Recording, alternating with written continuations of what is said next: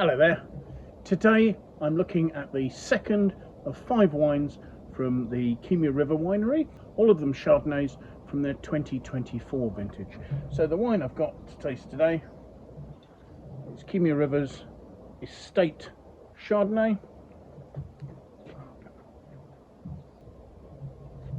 So these are wines that have just been released onto the market. I was lucky enough to go to a tasting last weekend. The Kumeu River winery is located a little south of us here. Kumeu itself is about 25 miles northeast of Auckland, and the winery has a reputation for producing some of New Zealand's best Chardonnays. They make a number of different expressions of the grape variety. I've already recorded a tasting of the Ray's Road wine, which is made from fruit that's trucked up from Hawke's Bay. All the rest of the range are made in and around the Kumeu area. The winery has great critical acclaim internationally for making this quite elegant, refined, Burgundy-style barrel-fermented Chardonnay. The winery is owned and run by the Brajkovich family. Their family have been here in Kumeu since the mid-1940s. The family had come originally from what was then Yugoslavia on the Dalmatian coast there. Now, by the 1970s, the winery had a really good reputation for producing probably mostly fortified wines, and most of the grapes they'd have grown would have actually been hybrid grape varieties. However, Matty Brajkovich, who was running the company at the time, was joined in the business in the 1980s by his 3 sons, Michael, Paul and Milan, and the brothers have subsequently been joined in the venture by their sister Mariana. The family made the decision to move much more towards production of quality table wines from Vitis vinifera. So in 1986, the company that had been called San Marino Wines renamed itself Kumeu River. They started planting Chardonnay and other international grape varieties such as Pinot Noir, Merlot, Malbec in their vineyards here. And at first, the wine that was made was simply the Estate Chardonnay. That's the wine they built their reputation on. This particular wine is sourced from 6 vineyards within the Kumeu area, although I would assume over the years those vineyard sources will have changed. Some of that happening as some of the best vineyards were selected to be made into single-site wines. The area around Kumeu and here in West Auckland tends to have quite heavy clay soils, which means that with quite high rainfall, there's the potential for the vines to become quite vigorous. For that reason, when you see Kumeu River's vineyards, you'll see that most of them are planted on a Lyre trellising. And that's a trellising type specifically designed to give a larger leaf area to enable them to utilise the vigour that's created to harness more of the sunlight to better ripen the fruit on the vine. There's been over the years a careful process of selection as to which vineyards will provide the fruit for this wine. And the family maintain very careful management of the vineyards. Driving around them, looking at the vineyards, you can see that they're beautifully kept. Now 2024 started with a lovely even budburst. Unfortunately, there was a spell of wet, cold weather just at flowering that really interfered with the fruit set, leading to quite a serious decrease in yields. Now the rest of the growing season was excellent. Most of that dry and warm conditions, but actually no occasions when the temperature went above 29 degrees. So always enabling the vines to function. If it gets too hot, the vine will shut down and stops ripening the grapes.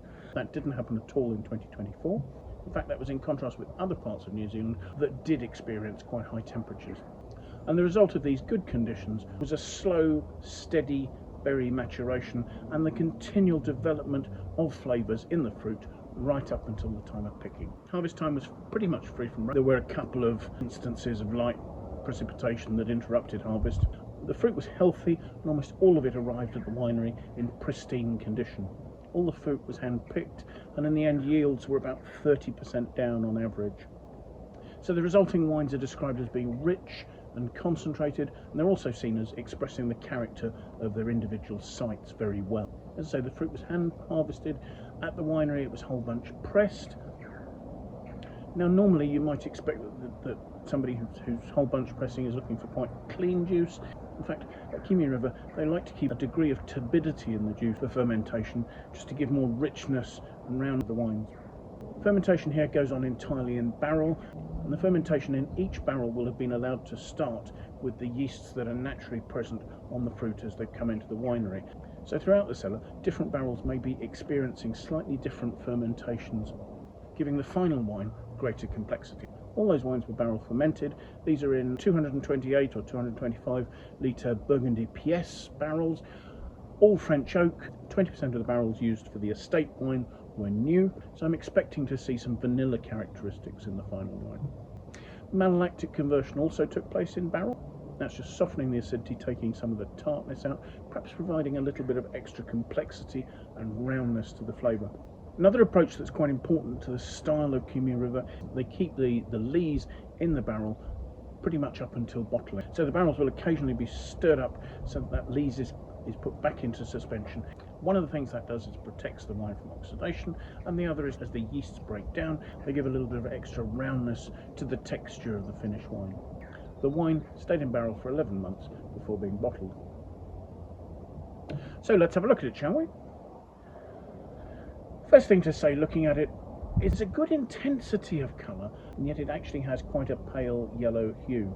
Swirling it, the wine has 13.5% alcohol and is clinging to the glass. It's quite slowly forming some tears, so I'm expecting a certain amount of density in there from that.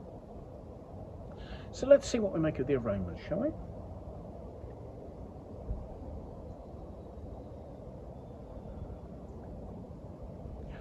There is a real focus to this. There's a very citric lime note and an underlying minerality.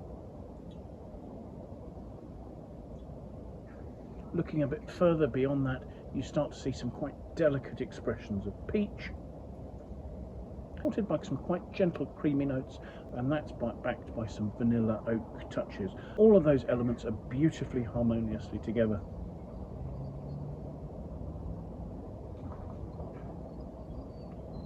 There's a really lovely intensity to that aroma. So let's have a taste.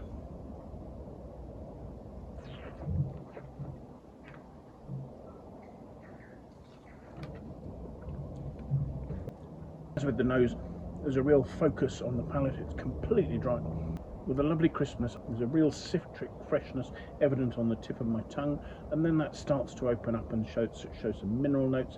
There's a flintiness, then there's a mouth-watering nature to it as it develops into a slightly saline note. Then as the wine is opening up, you start to see some delicate white peach notes, and behind them notes of cream and vanilla. Flavours are long and lean. The citric notes and the creamy roundness sitting on the palate, giving a lovely long finish. There's quite a restrained peachy fruit there, and alongside that there are some hints of butterscotch. Comparing this to the Raised Road Chardonnay that I tasted in my last tasting, this is much more restrained. It doesn't have the bursting tropical fruit that had. This is more elegant and refined. I mean, the balance is lovely. I didn't even mention the alcohol in terms of the tasting. It's just sitting in there perfectly, supporting the fruit as part of this harmonious whole. Now, the Brajkoviches suggest that this is a wine that's probably best drunk at about 4 to 5 years of age. It is lovely now, but you can see that it's quite restrained, it's quite elegant, that with time it should open and show a bit more fruit. Now, there isn't as yet a score on Wine Searcher for this wine. Kumeu River point out that Erin Larkin has given this a score of 91 to 92 points out of 100. As it's currently tasting, I think 92 is a very fair score, but I would say there's the potential that as it opens with age, it might exceed that. I think this is evidence that Kumeu River have had a very good vintage in 2024. I think it's a beautiful example of this. They suggest it's one of the best estate wines they've made in 10 years, and it's easy to agree with them on that.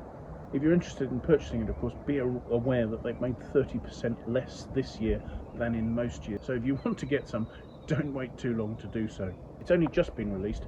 I will leave a link in the notes below to the Wine Searcher website so that you can find out where it's available near you and at what price. So thank you so much for joining me. I do hope that you've enjoyed the tasting. If you have, do please press the like button. That would be fantastic. If you'd like to watch more of these tastings, and I do still have 3 more tastings to do for Kumeu River of their 3 single vineyard wines, do please sign up and subscribe to my YouTube channel, and that way you can set yourself an alert and you can be notified when I publish those videos. If you have friends you think might like to watch them, do please feel free to pass it on to them. That would be great. If you have any comments about these wines or any of the other wines you've tasted, do please leave a comment below. So thank you once again for joining me. It's starting to rain here, so I'll leave you, but I do hope you'll manage to join me for another tasting in the very near future. Till then, bye for now.